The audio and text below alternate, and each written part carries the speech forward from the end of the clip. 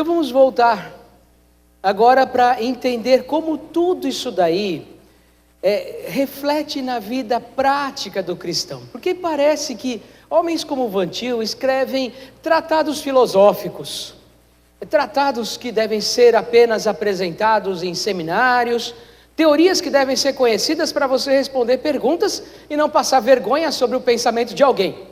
Na verdade, esses homens, pela piedade que o próprio bondoso Deus concedeu a eles, nada do que eles têm de fato pertence a eles, mas o bondoso Deus concedeu piedade. Esses homens procuraram desenvolver teorias sobre a nossa percepção de como realizar o trabalho cristão com eficiência. Como é que nós devemos desenvolver uma percepção do nosso trabalho para que ele seja eficiente? Então, voltando aqui para Van Til, tá? E a frase dele sobre Karl Barth, ele viveu numa época extremamente difícil. Ele mesmo teve que passar por situações de dificuldade no seminário onde ele estava. Começou a dar aulas, não pôde continuar, justamente porque o seminário se tornou liberal. Teve que se juntar a outras pessoas, começaram o seminário. Ele mesmo teve dificuldades com a igreja, porque a igreja se tornou liberal. Então ele viveu numa época onde o liberalismo havia se tornado de fato um obstáculo da igreja. E Van Til procurou se posicionar criticamente diante do momento que ele estava vivendo. Parece que o nosso momento, ou a situação que estamos vivendo hoje, é a pior de todas. Se vocês conhecessem um pouco do ambiente onde eu vivo todos os dias, hoje eu estava saindo da sala de aula, e lá tinha 2 amigos estavam ali no corredor por onde eu estava passando. Eu nem estava conseguindo reparar nesses 2 amigos, de tão transtornado que eu estava por sair de uma sala de aula, num ambiente extremamente hostil, onde jovens de tenra idade já se posicionam de maneira tão rebeldes diante do Senhor e de qualquer coisa que de alguma maneira eles identifiquem como sendo relacionada com Deus. Então, Van Til, ele vai construir um modo de fazer apologética, mas com efetividade. E vários fatores vão interferir nessa construção. E você tem aqui alguns desses fatores. A sua vivência familiar. Bom, Van Til não se tornou um evangelista se não fosse também o trato em sua casa, a maneira como ele foi instruído na piedade, que eu já mencionei aqui, que o levou a ser um homem voltado para Deus. Ele entendeu que o mundo que ele estava vivendo era um mundo onde a incredulidade estava cada vez maior. Os Estados Unidos caminhavam para uma construção de uma incredulidade. É até uma palavra que precisamos de algum cuidado para falar sobre ela, porque na verdade nenhum ser humano é incrédulo, ele é idólatra, mas incrédulo não existe. Pode existir o ateu prático, o ateu que procura de alguma maneira se apresentar nas suas atitudes práticas contra Deus, mas o seu coração, por ter sido criado à imagem de Deus, ele traz essa semente da religião, a presença de Deus dentro dele. Então a incredulidade crescia, o liberalismo produziu uma série de efeitos, estava transformando a religião em apenas um conjunto de atitudes morais. A religião estava sendo reduzida à moral, e ele vai lidar com todo esse ambiente, tá? Então este homem, ele vai ser um homem da igreja, como esse livro apresenta para nós. Quem é Van Til? Van Til, ele é um apologeta reformado, mas ele é um homem da igreja. Ele é um cristão, ele sabe que você não simplesmente apresenta uma defesa da fé para vencer o debate racional. Isso aqui é muito importante. Algumas pessoas se tornam extremamente hábeis em vencer o debate. Elas adotam a postura de um apologeta para vencer uma disputa, para ganhar, para mostrar que tem razão. De forma alguma, um apologeta cristão, Um verdadeiro apologeta, um apologista cristão, ele não está interessado em simplesmente vencer o debate. Ele associa a defesa da fé, a apresentação coerente e verdadeira das Escrituras, isso é a verdadeira apologética, com o evangelismo, que é o que nós temos aqui. Van Til coloca para nós que não existe separação entre a defesa da fé e a pregação do evangelho. E quem nos apresenta isso é o Scott Oliphant, mas não só ele, o próprio Van Til diz para nós que quem tem o dever, de trazer a este mundo sem Deus e sem esperança a mensagem do amor de Cristo, a mensagem constrangedora do amor de Cristo para um homem pecador, é a igreja, a pequena igreja, a igrejinha, que foi trazida para essa existência com esse propósito. A igreja tem essa tarefa. Ninguém mais vai pregar o evangelho, ninguém mais é de fato o baluarte da verdade, a não ser a igreja. A igreja tem essa tarefa. A igreja precisa se equipar. A igreja precisa ter compreensão da antropologia que aponta para a antítese radical. Para quê? Para cumprir o seu propósito. E esse propósito, de fato, pode ser cumprido quando nós olhamos para a antítese radical, olhamos para o ser humano contra Deus e ampliamos o nosso olhar para entender como é que esse ser humano que agora se coloca contra Deus interpreta as coisas da realidade, como é que ele lida com a verdade. E Van Til vai dizer para nós que esse é um dos grandes problemas do não cristão. Ele não compreende as coisas verdadeiramente. Nossa, mas então quer dizer que nenhum cristão se depara com a verdade? Parece que eu mesmo já falei sobre os impulsos de verdade. Não, a gente tem que entender o que significa a palavra verdade. E o que é conhecimento verdadeiro? Conhecer algumas verdades é um fruto da graça comum. Agora, conhecer verdadeiramente é uma coisa extremamente séria. Porque a Bíblia diz que a verdade é uma pessoa. A Bíblia diz que a verdade tem personalidade e pessoalidade. Jesus disse: eu sou o caminho, a verdade e a vida. Conhecer verdadeiramente é incluir a pessoa de Jesus, porque Ele é a verdade. Ele não é parcialmente a verdade, Ele é a plenitude da verdade. Então, quando você diz que o não cristão não pode conhecer plenamente a verdade, se ele exclui Jesus dessa história, como ele pode conhecer plenamente a verdade? E aí você tem uma questão extremamente séria. Porque Van Til sabe que, por exemplo, no âmbito da ciência, as leis da gravidade, todas essas coisas sem Deus se tornam parcialmente verdadeiras, são úteis para cumprir o plano de Deus, para que aquela palavra de Deus de governar a criação se cumpra, mas são sempre distorcidas. Daí então você tem hoje um mundo que acha que conhece o que é o amor. Você acha verdadeiramente que o nosso mundo conhece sem Jesus Cristo o que é o amor? Você já reparou quantos coletivos, grupos de minorias, pessoas interessadas em outros formatos de família, pessoas interessadas em outro modelo de sexualidade apelam para o amor? Estariam eles simplesmente se referindo ao amor verdadeiro das Escrituras? Ou o amor manchado e maculado, que restou porque eles ainda trazem a imagem de Deus? Pense em como as pessoas interpretam o trabalho. O que é o trabalho para um não cristão? Às vezes é a vida dele, é tudo que ele tem, e ele deixa a família, ele deixa filhos para trabalhar. O que ele tem então diante de si? Ele tem uma compreensão deturpada do trabalho. Está faltando a verdade plena, Jesus Cristo, que por sinal trabalhava. Aliás, ele fala isso em João: eu trabalho e meu pai também.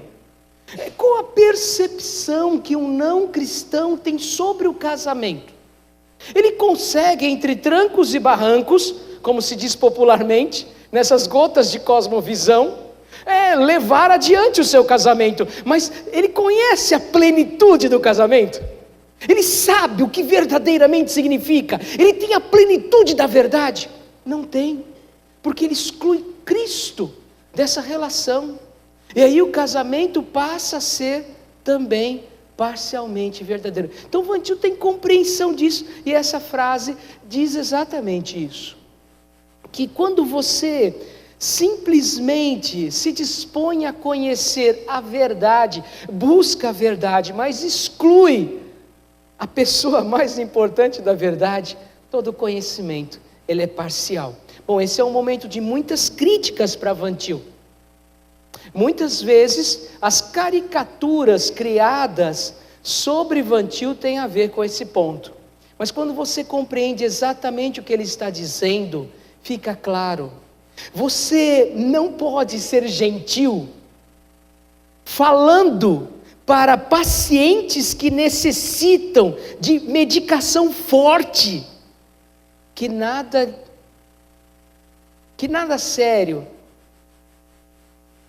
que nada de errado, que não é tão ruim assim que está acontecendo com eles. Não. Pacientes que precisam de forte medicação não podem ser iludidos. E nós temos que falar para eles a verdade. O que você tem gera morte. E essa morte só pode ser resolvida com a pessoa de Jesus. A verdade plena. Daí então vem aquela pergunta: afinal de contas, como é que entramos com a evangelização? O homem natural, ele é incoerente. Está aqui um caminho que nós podemos utilizar. As suas incoerências não são meramente racionais, mas são incoerências espirituais, são incoerências da sua vida como deveria ser experimentada neste mundo, mas ele não consegue. Ele o tempo todo é incoerente com as coisas que ele faz.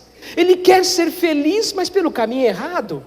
Ele quer encontrar a verdade, mas também pelo caminho errado. Ele é o tempo todo incoerente com as coisas que ele faz, mas ele faz tentando acertar, porque dentro do seu coração Deus plantou a semente da religião.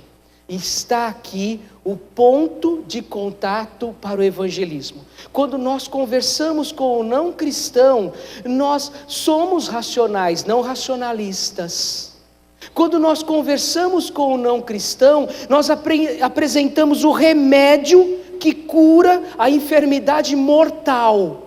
Mas nós fazemos isso com a convicção de que Deus já plantou no coração dele a semente da religião. Lá dentro dele tem alguém falando para ele o tempo todo, como Agostinho sofria com isso: eu estou aqui, eu estou aqui, eu estou aqui. O tempo todo o não cristão, ele é atormentado pela semente da religião, pelo senso da divindade, porque Deus se faz presente no coração dele, no sentido até mesmo para julgá-lo. Por isso que ele tem que pegar papel e caneta e escrever contra esse Deus. Você não tem tratados tentando provar que Saci Pererê não existe, porque ele não existe. Mas se Deus não existe, por que esses homens gastam anos escrevendo contra ele? Porque eles não conseguem colocar sequer a cabeça para descansar num travesseiro, sem que Deus continue falando para eles: eu estou aqui, eu estou aqui, eu estou aqui. O tempo todo eles ouvem isso. E nós, como pregadores do Evangelho, nós utilizamos isso que Deus nos deu, para então apresentar o remédio correto. Aquilo que você busca, você só vai encontrar em Deus. A diferença é que nós não vamos usar subterfúgios, nós vamos verdadeiramente apresentar a palavra. Não dá para você apresentar apenas uma coisa superficial, porque existe uma antítese radical, então a palavra tem que entrar, e é o que Van Til coloca aqui nessa frase, nesse texto dele sobre a introdução da teologia sistemática. Felizmente, o homem natural não é completamente consistente nesta vida, tal como o cristão peca contra a sua própria vontade. Assim, o incrédulo peca contra seu próprio princípio essencialmente satânico. Tanto como o crente tem a influência de seu velho homem que o oprime, a fim de que não concretize a vida de Cristo que há nele, assim o incrédulo tem a influência do senso da divindade que o oprime, a fim de que não concretize a vida satânica que há nele. Isso não o torna bom, mas nos dá o ponto de contato. Então a gente pode virar esse quadro, né? Bom, vocês sabem de onde eu tirei esse quadro, né? Se vocês gostam de cinemas e filmes, aparece num filme, tá? Que é muito conhecido. Você pode entender que o não cristão, ele já tem todos os instrumentos necessários para você entrar com o evangelho. Ele já tem o tempo todo lutado contra si mesmo, acerca das coisas que Deus fala ao seu coração, e ele luta contra isso, ele é rebelde contra isso, mas é aí que está o ponto de contato, é aí que está a hora de entregar a verdade de maneira clara. Bom, isso daí foi percebido por homens como R.B. Kuyper. Você conhece esse livro? Leitura extremamente necessária. Evangelização é teocêntrica. Qual que é a diferença das outras evangelizações? O evidencialismo mesmo coloca um pezinho no antropocentrismo, porque ele começa a colocar como centro da evangelização o homem, e a maneira de convencer o homem, e a melhor estratégia de convencer racionalmente, e o melhor meio de se fazer isso. Uma evangelização teocêntrica sabe que o alvo da evangelização não é o homem, mas a glória de Deus.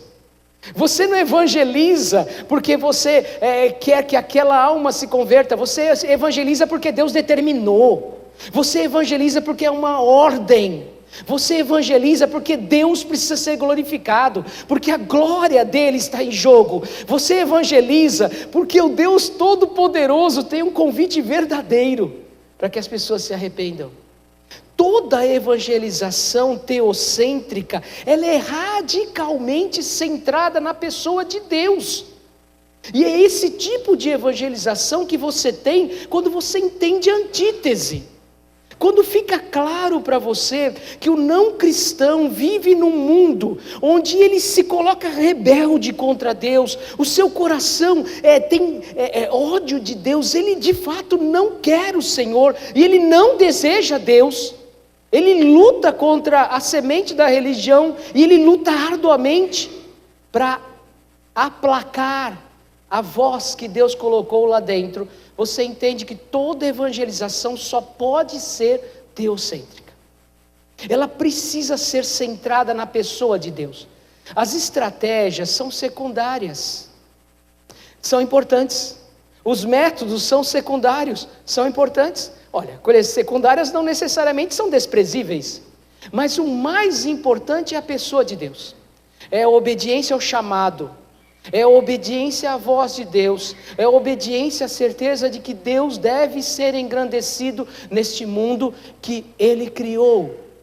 Então este livro é extraordinário, porque ele parte desse pressuposto. O pressuposto de que Deus deve ser glorificado na evangelização acima de todas as coisas, e ele faz o contraponto, ele mostra do outro lado quais são os meios que a evangelização antropocêntrica, o antropocentrismo faz para tirar a glória de Deus. E para nós que chegamos neste momento estudando o pensamento de Kuyper, o pensamento de Van Til e agora sim o de Kuyper, faz muito sentido essa evangelização teocêntrica. Observe o que o próprio Kuyper afirma nesse texto. Este conhecimento nato, ou seja, essa semente da religião, essa ponte, esse ponto de contato, pode ser muito distorcido, misturado com o pecado, mas aquela semente, no entanto, está lá. Tanto Calvino como Van Til tiraram estes pressupostos teológicos de Paulo. Paulo argumenta de forma muito clara, por exemplo, na sua carta aos Romanos, ele parte de uma posição de pressuposição que afirma que mesmo os pagãos têm alguma consciência de um ser supremo. Bom, então o que nós temos aqui é uma tentativa de nos aproximarmos cada vez mais da nossa tradição calvinista. Como na prática se faz isso?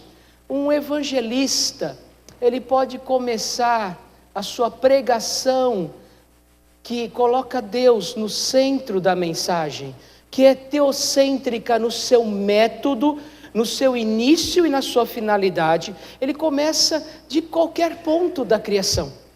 Qualquer conversa que uma pessoa tem, ela tem alguma orientação religiosa. Quando a pessoa fala sobre os problemas que nós estamos enfrentando na política, ou os problemas que nós estamos enfrentando de violência, quando a pessoa fala da necessidade de maior ética, quando a pessoa fala da esperança de um mundo melhor, em todos esses momentos, você tem criação, queda e redenção. As pessoas o tempo todo estão falando, puxa, o nosso mundo podia ser melhor.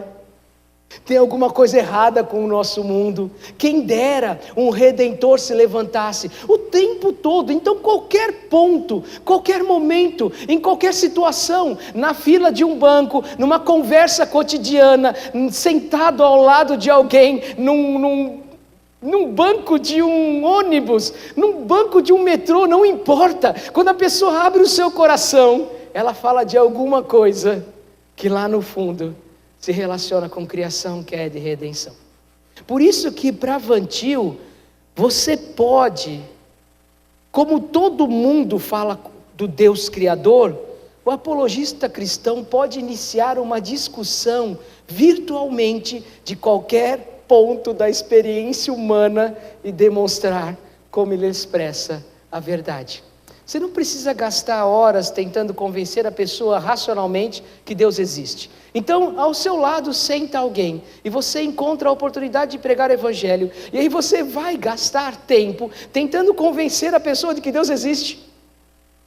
Não. Se você for um pressuposicionalista vantiliano, você vai ouvir o que ela tem para te falar. E a partir do que ela te falar, você vai apresentar a visão clara do evangelho, o remédio, a cura, porque ela vai falar de alguma coisa que se relaciona com Deus. E qualquer assunto desta vida se relaciona com o nosso Deus, porque o tempo todo Deus está mostrando quem Ele é. Ele está de fato se revelando a nós. Isso daí para nós, de maneira muito clara, significa então que sem a interpretação por parte do homem, sem a interpretação do universo vindo da parte do homem, incluindo a glória de Deus, a totalidade do mundo não tem nenhum significado. As coisas não fazem sentido, não faz sentido o sofrimento, não faz sentido a dor, não faz sentido até a violência que nós experimentamos. Mas quando você inclui a pessoa de Jesus Cristo, tudo faz sentido. Qual é a grande causa dos males sociais? O sistema? A grande causa da maldade é o próprio homem. Podemos agir como Adão e culpar o outro, mas podemos agir como verdadeiros cristãos e entender que maldade é por nossa causa. Você não precisa apenas, ou você não deve apenas reformar os sistemas políticos, os sistemas econômicos. Você tem que reformar o próprio homem. E há séculos a gente vem cometendo o erro de reformar apenas o exterior da casa e deixar a parte de dentro apodrecendo. Um cristão, então, que entende isso, que entende o seu papel, que é teocêntrico na evangelização, ele é objetivo em usar qualquer parte, qualquer conversa, qualquer situação para apresentar o remédio das Escrituras. Porque em algum momento, assuntos como criação, queda e redenção serão levantados. Às vezes os três ao mesmo tempo, às vezes um, às vezes dois, mas será assim, porque as pessoas falam de coisas que tocam o seu coração e que tem a ver com o Deus Criador. Bom, essa tradição, queridos, senhores e senhoras, ela está presente em homens como Joel Bick. É importante esse texto para nós? Extremamente importante. Esse texto mudou a minha percepção sobre a evangelização. A tocha dos puritanos. Nós recebemos a tocha que veio lá de Calvino. E como nas Olimpíadas estamos passando para frente. Essa mesma tocha é esse evangelho pregado com a verdade da palavra de Deus, a verdade incisiva de Deus, mostrando que o único remédio é o Senhor. Esta frase do Joel Bick mostra com clareza como fazer uma evangelização calvinista. Na tradição reformada, somos profundamente devedores a João Calvino e a quem? Cornelius Van Til. Eu pensei que Van Til tinha construído apenas um sistema filosófico. Não. Homens como Joel Bick entenderam que era uma maneira prática de agir. Porque eles estabeleceram o que nós hoje chamamos de teologia pressuposicional. Calvino afirma que a semente da religião está em cada homem. Desta forma, o pensamento reformado sempre entendeu que cada pessoa no mundo tem certo sentimento de Deus. Esse conhecimento nato pode ser muito distorcido, misturado com o pecado, mas aquela semente, no entanto, está lá. Tanto Calvino quanto Van Til tiraram esses pressupostos teológicos de Paulo. É quase uma repetição do que nós temos lá em R.B. Kuyper. Paulo argumenta de forma muito clara, por exemplo, na carta aos Romanos, que ele parte de uma posição de pressuposição que afirma que mesmo os pagãos têm alguma consciência de um ser supremo. Então toda essa tradição que eu estou falando para vocês chega para nós de maneira muito clara na figura de homens que hoje nós respeitamos e que temos carinho pelo trabalho deles. Homens como Joel Bick, homens que têm procurado fazer com que o evangelho se mantenha puro, sério e incorruptível. Homens que procuraram levar a tocha do evangelho adiante. É dessa tradição que eu estou falando com você. Caminhando também um pouco mais para enxergar a parte prática disso tudo, eu queria dar um tempo para perguntas. Agora eu vou tratar com você de uma maneira muito séria, não que até aqui não fosse sério de forma alguma, mas com uma seriedade maior sobre o que nós vivemos hoje. E se eu não adotar a antítese radical? E se eu não seguir esse modelo? E se por acaso eu fizer uma contextualização nos moldes atuais? Repare, o termo contextualização em si mesmo não está equivocado. Mas e se porventura eu tomar a forma, a linguagem desse mundo? Eu quero me comunicar com as pessoas. Eu não quero que elas me vejam como um intolerante, um radical. Eu quero que elas entendam a mensagem. Então por que não modificar algumas coisas? Bom, se você fez isso, você condenou a verdade do Evangelho. Schaeffer sabia o que ele estava falando. Ele estava acostumado a lidar com universitários. Ele estava acostumado a lidar com doutores. Ele estava acostumado a lidar com a mais alta intelectualidade. E ele sabia muito bem que quando nós usamos o mesmo discurso desse mundo, quando nós usamos o mesmo método, quando a nossa linguagem é identificada pelas pessoas como sendo a linguagem do mundo, eles viram as costas para nós. Você não tem nada para me dizer. Se você veio falar para mim o que Marx já disse, o que Freud já disse, o que Skinner já disse, se você veio trazer essa mesma mensagem, então você não tem nada para me falar. Nada. Essa é a diferença, meus irmãos. As pessoas, elas querem justamente conhecer a verdade do Evangelho, que é confrontadora. Nós não estamos aqui para ensinar o mesmo método que o mundo ensina. Nós temos um novo método. E Schaeffer estava certo. Se o cristianismo abandonar seu senso de antítese, então não tem mais nada a dizer. Ou seja, se as pessoas da igreja, especialmente a juventude, acostumada com o discurso que emana da metodologia sintética, por exemplo, a marxista, ao ouvir que nossas palavras seguem o mesmo modelo dialético e sintética de Hegel e Marx, então não há mais o que falar. Ele está certo. O dia que o nosso discurso não for mais antitético, o dia que o nosso discurso não for mais de antítese, o dia que a nossa forma for igual ao mundo, deixamos de ser teocêntricos, deixamos de pregar a verdade, e não há mais nada para se falar. E os nossos jovens vão continuar se perdendo. Isso quer dizer que eu só preciso pregar a Bíblia e pronto, estou livre da síntese da metodologia dialética? Claro que não. Tanto Schaeffer quanto Van Til sabiam que a teologia pode ceder espaço ao método sintético. Em outras palavras, há teologias que foram criadas pelo próprio homem, nunca vieram de Deus, mas são chamadas de teologias. Nunca foram dadas por Deus, mas encantam muitas pessoas, trazem a máscara de uma teologia, mas nunca foram teologias, mas são chamadas assim. São as novas teologias. Se no tempo de Van Til era o liberalismo, qual é hoje a nova teologia? Não usam o método de Deus, não usam o método da pregação pura e simples do Evangelho, não partem da palavra de Deus, apenas usam a palavra de Deus, usam como pretexto. Pode, sobre o pretexto da contextualização, usar a mesma metodologia. Nós temos um grande desafio.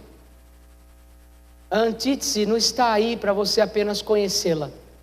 Ah, que ótimo, fiquei sabendo hoje da antítese. Não. Ela está aí para você ser mais fiel. Ela está aí para você ser um pregador mais ávido da verdade. Ela está aí para você gastar mais horas fazendo exegese. Ela está aí para você sair para uma universidade, entre os seus jovens, e ser mais enfático. Não ser intolerante, nem destituído de amor. Não, às vezes a gente tem que derramar lágrimas, mas lágrimas de quem ama e disciplina. Às vezes a gente tem que ver o coração condoído, rasgado pela dor, falar: você está errado. Às vezes a gente tem, irmãos, que realmente com muita dor enfrentar as pessoas que cegamente